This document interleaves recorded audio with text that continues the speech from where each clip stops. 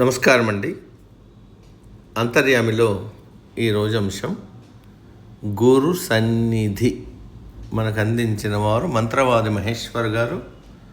వివరిస్తున్నది మీ విజయభాస్కర్. పదార్థానికి, వాస్తవానికి, యథార్థానికి, కల్పితానికి మధ్య ఉండే వ్యత్యాసాన్ని గుర్తించడంలో మనిషికి సహాయపడేది గురువే. చీకట్లను పారదోలి మనల్ని వెలుగుదారుల్లో గమ్యస్థానానికి నడిపించేది ఆయనే. ఆనందాన్ని బయటి వస్తువుల నుంచి కోరుకునే వారికి అది దూరంగా ఉంటుంది.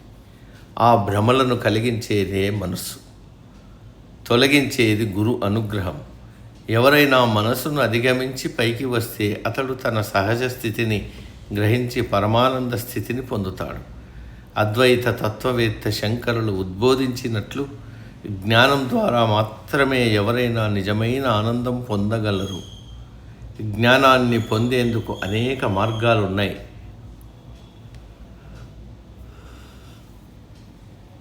అవి ఏమంటే పురాణ గ్రంథాల అధ్యయనం, ఆత్మ పరిశీలన, స్వీయ అన్వేషణ లాంటివి. అయితే గురువు అనుగ్రహం పొందడం అత్యంత ప్రభావవంతమైన మార్గం. ప్రపంచంలో దేనినైనా నిర్వచించేటప్పుడు దాంతో మన సంబంధం ఏమిటో కూడా తెలుస్తుంది. గురువుని ఎలా చూస్తాం అనేది ఆయనతో మన బంధంపై ప్రభావం చూపుతుంది. గురువుగా చూస్తే శిష్యులమవుతాం, ప్రవచనకర్తగా చూస్తే శ్రోతలమవుతాం, భగవంతుడిగా చూస్తే భక్తులమవుతాం, సమకాలికుడిగా చూస్తే స్నేహితులమవుతాం. మన దృష్టి మన సంబంధాన్ని ప్రభావితం చేస్తుంది. 24 మంది గురువుల నుంచి జ్ఞానోదయం పొందిన దత్తాత్రేయుడి గురించి శ్రీమద్భాగవతం చెబుతుంది. ఆ గురువుల్లో చాలామంది మనుషులు కారు, సర్వజీవులు ఉన్నాయి. వాటి నుంచి ఏం నేర్చుకోవచ్చో తెలుసుకోవాలంటే వినయంగా ఉండాలి. అణకువ, అంకిత భావం ఉన్న వ్యక్తికి గురువు సరైన సమయంలో తారసపడతాడు. ఆది శంకరుల ఆదర్శ శిష్యుల్లో ఒకరైన ఆనందగిరికి జ్ఞానం లేదు, కానీ గురువు పట్ల అమితమైన ప్రేమ. శంకరులు కర్ణాటక గుండా వెళ్తున్నప్పుడు గిరి ఆయన శరణు కోరుతూ సాష్టాంగ నమస్కారం చేశాడు. అప్పుడు శంకరులు స్వచ్ఛమైన భక్తి, వినయం ద్వారా వ్యక్తి జ్ఞానోదయం పొందుతాడు. నిన్ను నా శిష్యుడిగా అంగీకరిస్తున్నాను అన్నారు.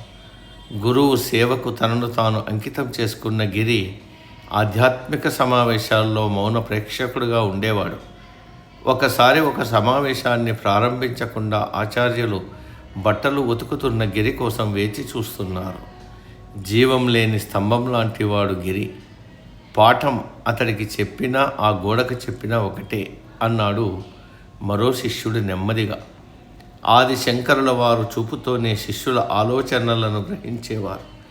ఎప్పుడూ నోరు కూడా మెదపని తోట అప్పటికప్పుడు గురువును ఎంతో అందమైన అద్భుతమైన శ్లోకాలతో స్తుతించేసరికి ఆశ్చర్యంతో ఎవరికీ నోట మాట రాలేదు. అదే తోటకాచార్య కూర్చిన 8 శ్లోకాల తోటకాష్టకం. గురువు శిష్యుణ్ణి ప్రేమతో కౌగిలించుకొని దానిని స్వయంగా వ్యాఖ్యానం రచించారు. భక్తుడు కేవలం భౌతిక అస్తిత్వం కాదు, ఆధ్యాత్మిక జీవి.